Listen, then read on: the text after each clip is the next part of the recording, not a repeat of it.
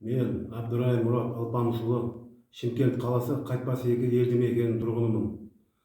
Менің ұлым Нұрболат Алпамыс Мұратұлын 2022 жылы 5 қаңтарда Шымкент қаласы әкімшілік ғимаратының алдында басынан атып тастады.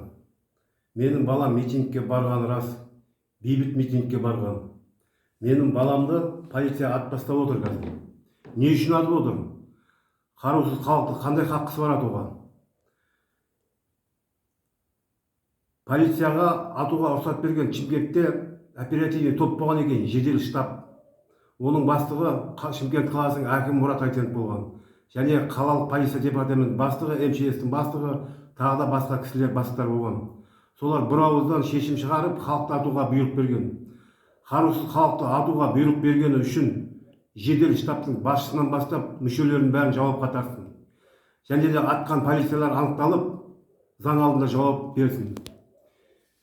Шымкентте халықта қару болған жоқ. Оған дәлел полициядан жараланған полиция жоқ, және де өлген полиция не әскери жоқ.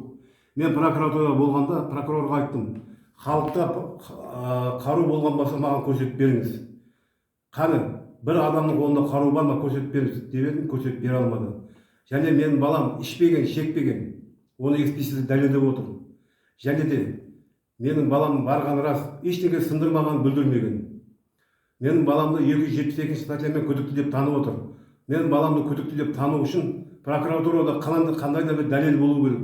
Ешқандай дәлел жоқ. 20 бала қайтыс болып отыр Шымкенттен. Оның бәрін 272 статьямен күдікті деп танып отыр. Дәлелсіз. Ешқандай да бұлар заңды тексеру жүргізіп отқан жоқ.